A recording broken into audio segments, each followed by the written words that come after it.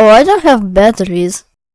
What the f is happening? Hello, welcome to my second devlog. In the last devlog, I learned how to use Unreal Engine. In this video, I'll actually use what I learned to create a horror game. This game is called Escape the Facility. Don't confuse it with the Roblox minigame Flee the Facility.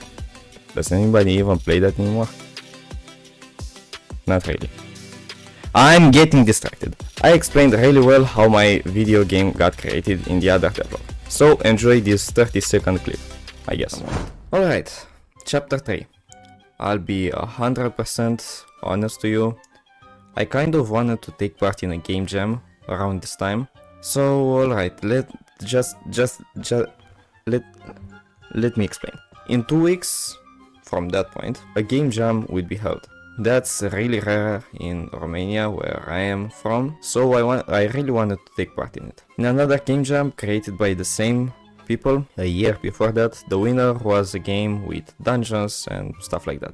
So I wanted to try recreating that to see if I would be good enough for participating. That's how Escape the Facility got created. After like 1 hour of trying to recreate 2D game in Unreal, which is insanely hard by the way. Bro, I am recording. Shut up, you have water, you have food. Bro, shut up and let me record. Go sleep or something. Okay, where was I? Yeah, so recreating a 2D game in Unreal is insanely hard. So I got annoyed and I decided to take this game and develop it with my own style and my own idea. Now you understand how this game got created. Remember that, it will be really important later. So let's just start from the beginning. I had exactly 14 days until the game jam. In those 14 days I had to master basically the whole engine. I had to get going. I started with something simple. So simple, I got stuck after about 10 seconds from starting. If you ask me now, I know that a building interior can be easily made from many assets. I didn't know how to make that look nice back then, so basically what I did was I used an Unreal Engine feature that lets you draw and create objects. So I just created walls like that. That's simple, right? Wrong. This feature only allows you to create the wall if the shape is complete. So I couldn't create half a rectangle, so it was what I wanted. That being said, my solution was to make the shape of a room and squish it against another one. I can begin to see how many issues this caused me, but we'll talk more about them later. Let's go to something fun. I got textures for walls of Quixel Bridge, a free store for Unreal Engine users, and I decorated my environment. I created a flashlight, which was pretty easy because I already did that in about 2 other games, and I fiddled with the player movement a little. And then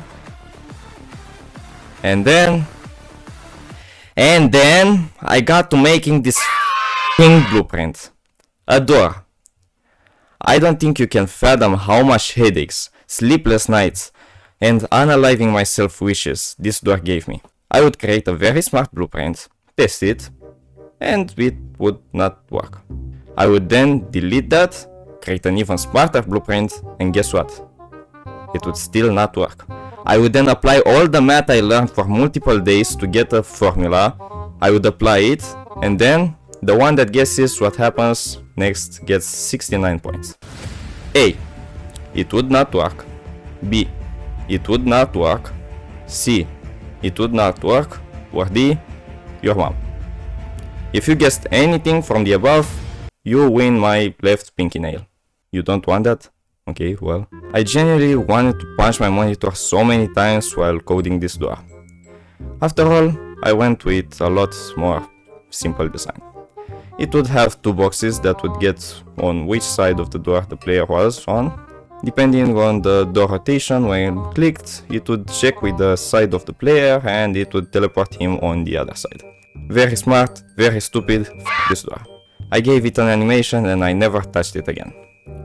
Leaving that damn door behind, I finished the environment and I went on to create player mechanics like running, crouching, an interaction system that works only when looking at the object, and that also had to come with a center dot, a better flashlight, and an inventory system.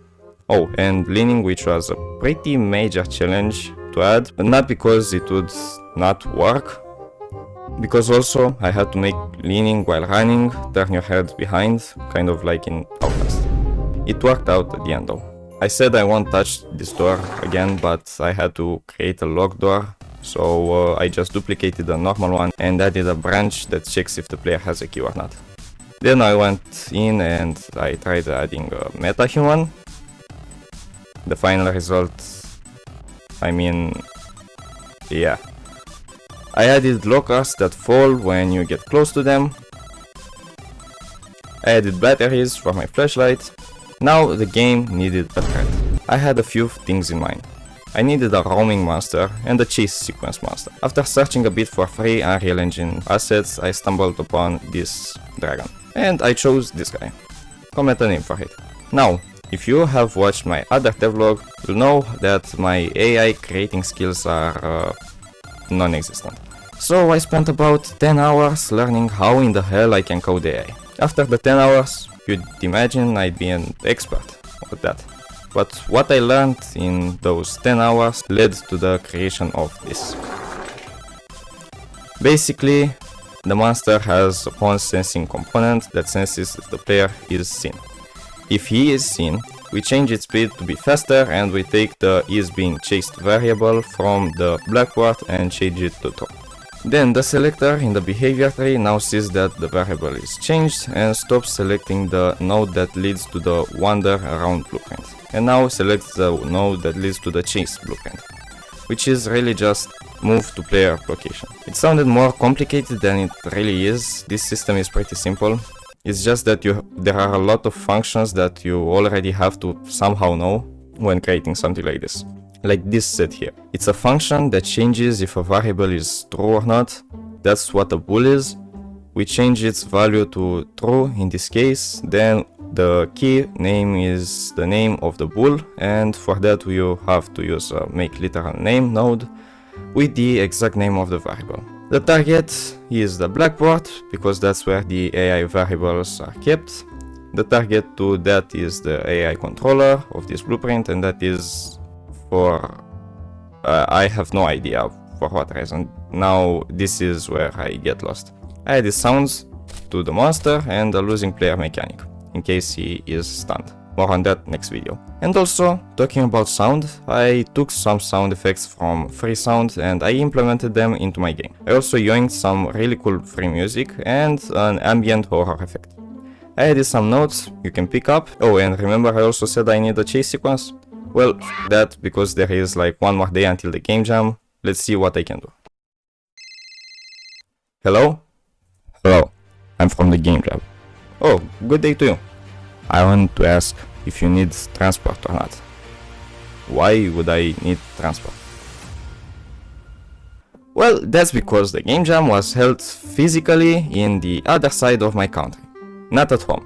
And I think the engine used for that was Unity 2. Don't even dare ask me how all this information just slipped past me. Well, there is no game jam, so let's just continue developing my masterpiece. So, chase sequence. How the hell do I even do that? Psst, I am going to spare you all the trouble I had figuring out how to do a chase sequence. So I'll just explain what I went with. At the start of the chase, a monster with a hitting animation spawns and hits you. Then that one gets yeeted into the backrooms and a new type of monster spawns. They all look the same, by the way, so the player shouldn't notice a thing. This new monster doesn't have a behavior tree for his AI.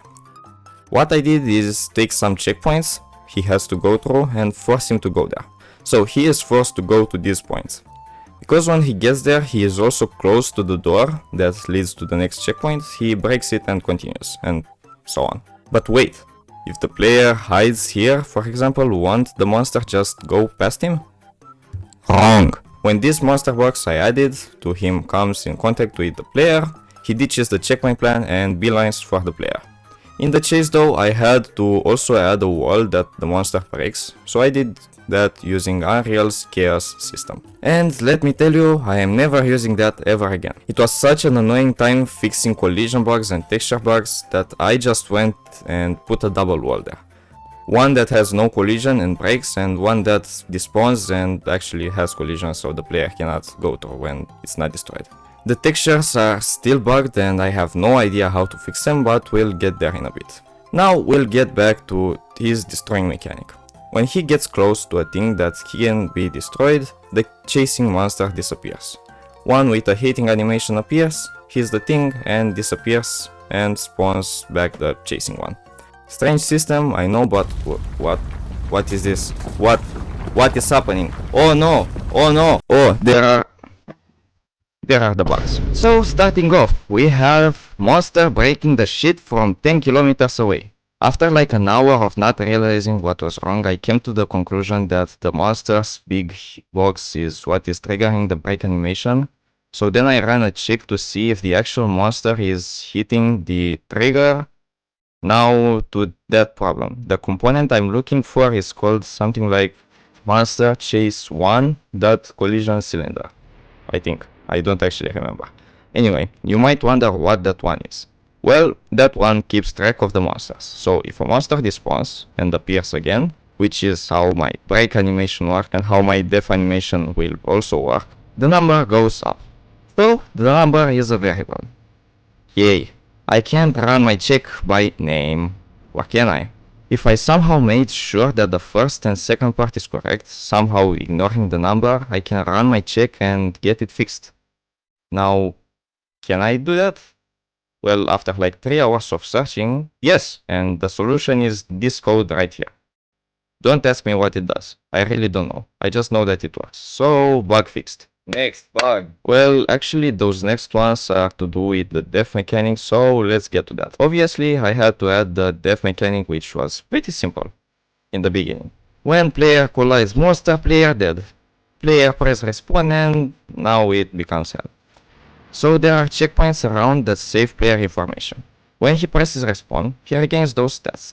Pretty easy. What I also had to do was respawn all interactables. So player his respawn, batteries are replaced. Just save all battery location when he enters the checkpoint. No, the batteries he already picked up shouldn't be respawned.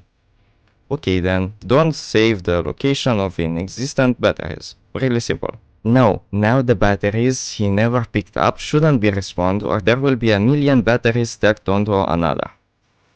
Okay, then make an array system that saves every item location and another array that saves if they should be respawned or not. They will have the same index number, so when respawning the player, just check the bool array, and if the battery needs respawning, then take the location of the location array with the same index number and respawn.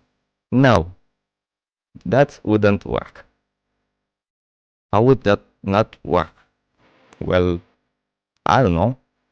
Well, f this bug, then I'm coming back to it later. Where even was I? After all of those, when the player responds, it is important to know in what section of the game they are, to know what I need to replace. You know, I think a system that just saved the game normally would have been easier to implement.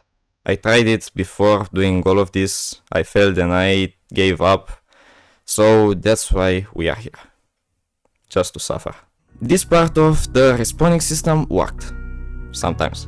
There are still things that I need to improve, but for now it is okay. Remember when I said that there were more bugs in the chase sequence because of the respawning? Well, I don't know why they are there. I don't know how to fix them either, but I guess I can list them. So we have, when you start the chase, if you go through the first door and come back, you get soft locked. Psst, this one is fixed. See, I'm not that stupid. Sometimes. 2. If you fail the chase when you respawn, this wall has no texture and is also like a light source. 3. If you fail the chase, sometimes there are 2 monsters here. 4. If there are 2 monsters there and they both kill you at the same time, you can press respawn and you get soft locked. 5. I don't even know sometimes what is wrong with my chase. I'm not even going to talk about the sun. Just add like 30 more bugs to the number and we'll call it a day. You know, this might be quite enough for one video. I don't want to leave you feeling buggy. So I want to say that I am cooking a big video. Since I couldn't take part in that game jam, I created one at home. You know, like in that meme. But that's all I'll say. Next video on this game is going to be me fixing them bugs, 100%. I hope. Sub if you enjoyed. Thank you for watching, see you next time.